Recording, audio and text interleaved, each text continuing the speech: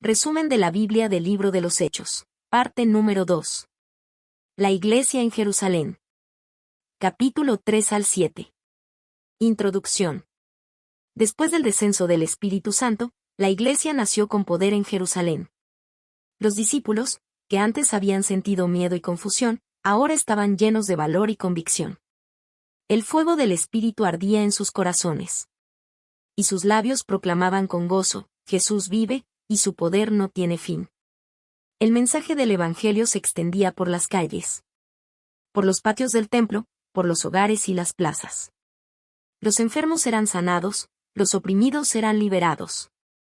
Y los corazones endurecidos comenzaban a abrirse ante la verdad del Cristo resucitado. Cada día, más personas se unían a la fe. La comunidad de los creyentes crecía, unida por el amor, por la oración y por el pan compartido. Había gozo en medio de la sencillez, y esperanza en cada mirada.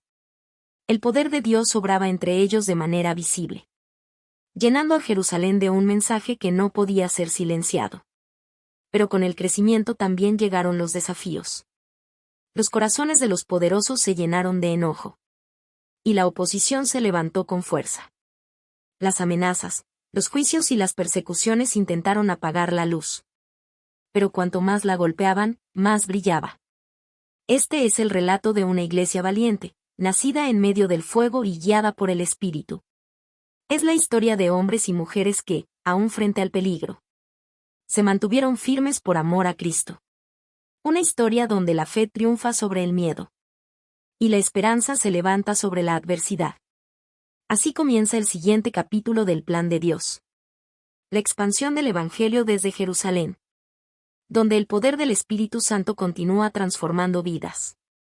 Una a una, generación tras generación. El milagro en la puerta del templo. Era la hora novena, la hora de la oración. El sol comenzaba a descender sobre Jerusalén. Y los fieles se dirigían al templo para elevar sus plegarias al Dios de Israel. Pedro y Juan, llenos del Espíritu Santo, caminaban juntos. Sus corazones aún ardían con el fuego de Pentecostés, con la certeza de que el poder de Dios seguía obrando a través de ellos. En la puerta llamada La Hermosa, se encontraba un hombre cojo desde su nacimiento. Cada día lo colocaban allí para pedir limosna a los que entraban al templo. Sus ojos cansados buscaban compasión. Sus manos extendidas conocían el rechazo y la rutina del olvido. Pero aquella tarde, algo diferente iba a suceder. Pedro y Juan se detuvieron frente a él. Pedro lo miró con ternura y le dijo: «Míranos». El hombre levantó la vista, esperando recibir unas pocas monedas. Pero Pedro continuó con voz firme y llena de autoridad divina: «No tengo plata ni oro, pero lo que tengo te doy. En el nombre de Jesucristo de Nazaret, levántate y anda». Pedro tomó su mano derecha y lo levantó. Y al instante sus pies y tobillos se afirmaron. El hombre, incrédulo por un momento, comenzó a moverse. Y de pronto, con un grito de alegría, se puso de pie. Saltaba, caminaba, alababa a Dios. Su voz resonaba por todo el templo, mientras el pueblo lo reconocía como el mismo que pedía limosna cada día. El asombro y la admiración llenaron a todos. Un milagro había ocurrido ante sus ojos. Y aquel hombre se convirtió en testimonio viviente del poder del Cristo resucitado. Pedro, viendo a la multitud reunida, levantó su voz y les habló: «¿Por qué os maravilláis de esto? ¿O por qué ponéis los ojos en nosotros?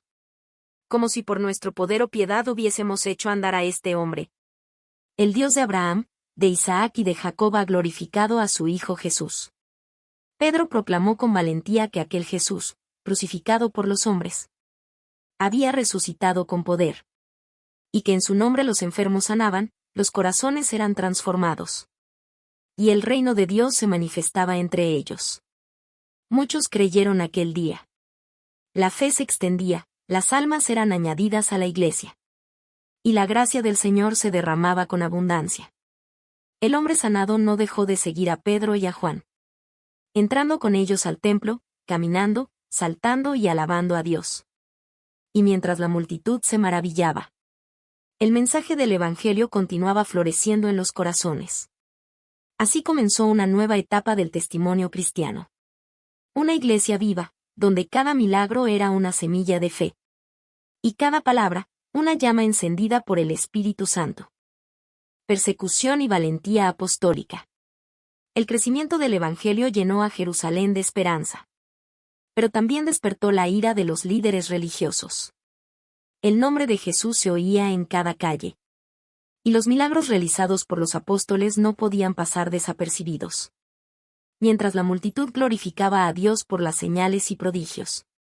Los sumos sacerdotes y los saduceos se llenaron de envidia. Ordenaron arrestar a Pedro, a Juan y a los demás apóstoles. Y los encerraron en la cárcel pública, esperando silenciarlos. Pero en la oscuridad de la noche, el poder de Dios se manifestó. Un ángel del Señor abrió las puertas de la cárcel y les dijo: Id, y puestos en pie en el templo, anunciad al pueblo todas las palabras de esta vida. Y al amanecer, los apóstoles estaban otra vez en el templo, enseñando con libertad el nombre de Jesús. Cuando las autoridades se enteraron, no podían comprender cómo aquellos hombres, sin miedo ni armas, seguían proclamando con tanta autoridad. Fueron llevados nuevamente ante el concilio. El sumo sacerdote les increpó: ¿No os mandamos estrictamente que no enseñaseis en ese nombre? Y ahora habéis llenado Jerusalén de vuestra doctrina. Pedro, lleno del Espíritu Santo, se puso en pie. Su voz resonó en el salón con fuerza celestial. Es necesario obedecer a Dios antes que a los hombres. El Dios de nuestros padres levantó a Jesús, a quien vosotros matasteis colgándole en un madero.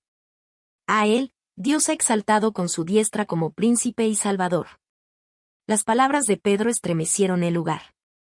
Algunos querían matarlos, pero Gamaliel, un hombre sabio y respetado, advirtió al consejo que si esta obra era de Dios, nada podrían hacer para detenerla. Y si no lo era, se desvanecería por sí misma. Los apóstoles fueron azotados y amenazados. Pero sus rostros no mostraban temor, sino gozo. Habían sido considerados dignos de sufrir por el nombre de Jesús. Al salir, no buscaron venganza ni escondite, sino que volvieron a predicar con más pasión. Día tras día, en el templo y por las casas. No cesaban de enseñar y anunciar que Jesús es el Cristo. El Espíritu Santo fortalecía a la iglesia. Y cuanto más intentaban callarla, más poderosa se hacía su voz. Más profunda su fe. Más firme su testimonio. La persecución no detuvo el mensaje. Solo avivó la llama del Evangelio que, desde Jerusalén, comenzaba a encender el mundo. La unidad y el amor de la comunidad. Después de la venida del Espíritu Santo, los corazones fueron transformados. Los creyentes, movidos por un mismo sentir, formaron una comunidad unida por la fe, el amor y la esperanza. Perseveraban juntos en la enseñanza de los apóstoles, en la comunión fraterna, en el partimiento del pan y en las oraciones. Cada hogar se convirtió en un lugar de adoración. Cada mesa, en un altar de gratitud. Nadie decía ser dueño de lo que tenía, sino que todo lo compartían con gozo. Los que poseían bienes o propiedades los vendían, y traían el valor a los pies de los apóstoles, para que nadie padeciera necesidad. La generosidad no era una obligación, sino el reflejo natural del amor de Cristo en sus corazones. Y así, la iglesia naciente se convirtió en testimonio viviente del reino de Dios. Un pueblo donde la fe producía esperanza, y el amor se manifestaba en obras. El mundo observaba con asombro aquella comunidad donde todos se amaban y servían unos a otros. Su unidad no era fruto del esfuerzo humano, sino del poder del Espíritu Santo que los unía como un solo cuerpo. Cada día, el Señor añadía a los que habían de ser salvos. Y así comenzó la historia de una iglesia que crecía no solo en número, sino en amor, en fe y en verdad. Porque donde hay amor y unidad, allí habita la presencia del Señor. Esteban, el primer mártir. Entre los primeros siervos escogidos para servir a la comunidad, estaba Esteban. Un hombre lleno de fe, sabiduría y del Espíritu Santo. Su vida reflejaba la presencia de Dios en cada palabra y en cada acción. Dios obraba grandes prodigios y señales a través de él. Su compasión alcanzaba a los necesitados, y su voz, encendida por el fuego del Espíritu, conmovía los corazones.